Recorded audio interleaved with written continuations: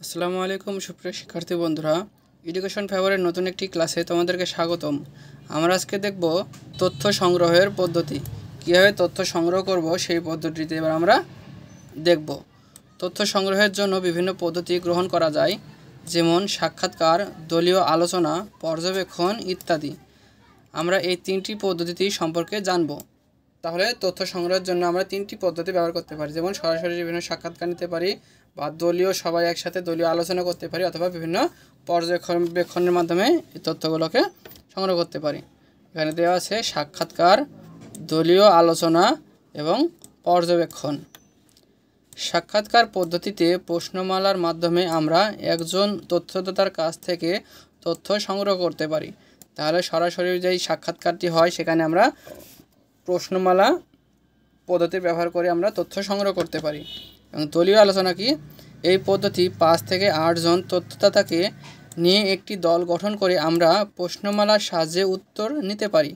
তাহলে 5 থেকে 8 জন তথ্যদাতাকে নিয়ে একটি দল গঠন করে আমরা প্রশ্নমালার সাহায্যে উত্তর নিতে পারি। আর পর্যবেক্ষণটি হচ্ছে, এই পদ্ধতিতে একটি পর্যবেক্ষণ লিস্ট তৈরি করে যে কোনো বিষয় পর্যবেক্ষণ করা হয়। তাহলে পর্যবেক্ষণ পদ্ধতিতে তথ্য সংগ্রহের জন্য একটি লিস্ট করে বিষয়টি সম্পর্কে পর্যবেক্ষণ করে তারপরেই সিদ্ধান্ত নেওয়া হয়। চলো এখন তাহলে আমরা নবম শ্রেণীর এক বন্ধু রাজু কীভাবে বৈজ্ঞানিক পদ্ধতির মাধ্যমে তার এলাকার সামাজিক উপাদানের পরিবর্তন অনুসন্ধান করলো তা জেনে নিই। রাজুর বৈজ্ঞানিক অনুসন্ধান পদ্ধতি। রাজু নিজ এলাকার সামাজিক উপাদানের পরিবর্তনকে তার বৈজ্ঞানিক অনুসন্ধানের বিষয়বস্তু হিসেবে নির্ধারণ করলো। এরপর সে সামাজিক উপাদান হিসেবে তার এলাকার রাস্তাঘাট, বাড়িঘর, যানবাহনের পরিবর্তন সম্পর্কে তথ্য সংগ্রহ করার পরিকল্পনা করল।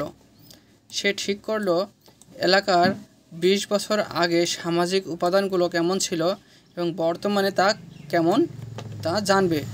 এই দুই অবস্থা সম্পর্কে জেনে সে পরিবর্তনগুলো নির্ণয় করবে। তাই সে এলাকার রাস্তাঘাট, ঘরবাড়ি ও যানবাহনের পরিবর্তন সম্পর্কিত প্রশ্ন সংবলিত একটি প্রশ্নমালা তৈরি করল। তাহলে রাজু হচ্ছে তার এলাকার রাস্তাঘাট, বাড়িঘর এবং যানবাহনের পূর্বের এবং বর্তমান অবস্থার পরিবর্তন পর্যবেক্ষণের জন্য প্রশ্ন সংবলিত একটি প্রশ্নমালা তৈরি করল। সে এলাকার 4 জন বয়স্ক ব্যক্তির কাছে গিয়ে তথ্য সংগ্রহ করল। তথ্য সংগ্রহের সময় করণীয় সব নীতিমালা সে অনুসরণ করলো। তার তথ্য সংগ্রহের সময় কী নীতিমালা আছে তা পূর্বের ভিডিওতে আমি বিস্তারিত আলোচনা করেছি। তোমরা যদি সেই ভিডিও না দেখে থাকো তাহলে অবশ্যই সেই ভিডিওগুলো দেখে তারপরে এই ভিডিওটি দেখবে। 4 জন ব্যক্তির কাছ থেকে তথ্য নিয়ে সে প্রাপ্ত তথ্য বিশ্লেষণ করলো। তথ্য বিশ্লেষণ থেকে প্রাপ্ত ফলাফল প্রতিবেদন আকারে উপস্থাপন করলো। তাহলে সে 4 জন ব্যক্তি থেকে সেই প্রাপ্ত তথ্যগুলোকে সংগ্রহ করে তা বিশ্লেষণ করে প্রতিবেদন আকারে উপস্থাপন করলো। রাজুর লেখা প্রতিবেদন দেখতে ইচ্ছা করছে?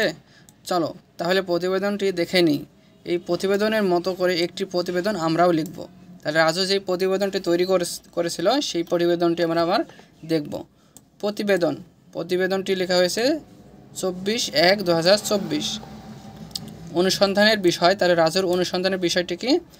আমার এলাকার সামাজিক উপাদানের পরিবর্তন। তাহলে তার রাজুর এলাকার যে সামাজিক উপাদানের পরিবর্তন হয়েছিল সে সম্পর্কে সে অনুসন্ধান চালিয়েছে। অনুসন্ধানের জন্য প্রশ্ন: আমার এলাকার সামাজিক উপাদান 20 বছর আগে কেমন ছিল? আমার এলাকার সামাজিক উপাদান বর্তমানে কেমন? তাহলে রাজুর এলাকার সামাজিক উপাদান 20 বছর আগে কেমন ছিল এবং বর্তমানে তা কেমন সে নিয়ে সে অনুসন্ধানের প্রশ্ন তৈরি করেছে। তথ্য সংগ্রহের পদ্ধতি। আমি সাক্ষাৎকার পদ্ধতিতে তথ্য সংগ্রহ করেছি। তাহলে রাজু সাক্ষাৎকার পদ্ধতিতেই সংগ্রহ করেছে। আমরা তথ্য সংগ্রহের পদ্ধতি দেখেছি সাক্ষাৎকার পদ্ধতি, পর্যবেক্ষণ পদ্ধতি এবং দলীয় আলোচনা। এই তিনটার মধ্যে রাজু যে পদ্ধতিতে তথ্য সংগ্রহ করেছে তা হলো সাক্ষাৎকারের মাধ্যমে। এজন্য 4 জন বয়স্ক ব্যক্তিকে নির্বাচন করেছি। প্রত্যেকের কাছ থেকে প্রায় 20 থেকে 30 মিনিট সময় নিয়ে প্রশ্নের মাধ্যমে উত্তর সংগ্রহ করেছি। উত্তর সংগ্রহের সময় তথ্যদাতার কাছ থেকে সম্মতি নিয়েছি। তথ্য সংগ্রহের জন্য কিছু প্রশ্ন তৈরি করেছি। প্রশ্নগুলো ছিল এলাকার 20 বছর আগের ও বর্তমানের বাড়িঘর, রাস্তাঘাট ও যানবাহনের অবস্থা সম্পর্কিত। তাহলে রাজু তথ্য সংগ্রহের সময় প্রায় প্রতিটা স্টেপ ফলো করেছে। যেমন হচ্ছে কি, তথ্যদাতা আসলে কি সম্মতি দিচ্ছে কিনা বা তথ্যদাতা আসলে সময়টি আমাদেরকে দিতে পারবে কিনা এই সম্পর্কে সে সকল দিক ফলো রেখে তারপরে সে 4 জন ব্যক্তিকে প্রশ্ন করে উত্তরটি সংগ্রহ করেছে। তথ্যের বিশ্লেষণ। সংগৃহীত তথ্য বিশ্লেষণ করে পেয়েছি এলাকার 20 বছর আগে কাঁচা রাস্তা ছিল যা বৃষ্টির সময় কর্দমাক্ত হতো। 10 বছর আগে ইউনিয়ন পরিষদের চেয়ারম্যানের উদ্যোগে রাস্তা পাকা করা হয়। এজন্য এখন জেলা শহরের সঙ্গে আমার এলাকার যোগাযোগ ব্যবস্থার উন্নয়ন হয়েছে। অন্যদিকে 20 বছর আগে এলাকার অধিকাংশ বাড়ি ছিল টিন শেডের। বর্তমানে বেশিরভাগ বাড়ি 2 তলা বা 3 তলা বিশিষ্ট। সেই সঙ্গে 20 বছর আগে যেই যানবাহন ব্যবহার করত এখন সেই একই ধরনের যানবাহন ব্যবহার করা হচ্ছে, কিন্তু ইদানিং রিকশার ব্যবহার বেড়েছে। তাহলে এই হলো তথ্যের বিশ্লেষণ এবং ফলাফলটি কি?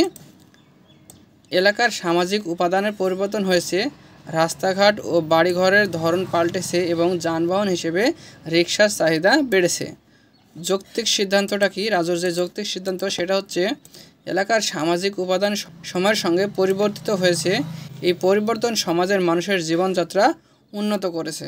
এই হলো রাজুর যৌক্তিক সিদ্ধান্ত। তাহলে সুপ্রিয় শিক্ষার্থী বন্ধুরা, আজকের মতো এই পর্যন্তই। পরবর্তী ভিডিওতে আমরা দেখব দলীয় কাজ 2 এটা নিয়ে। তাই পরবর্তী ভিডিওটি দেখার আমন্ত্রণ জানিয়ে আজকের ভিডিওটি আমি এখানেই শেষ করছি।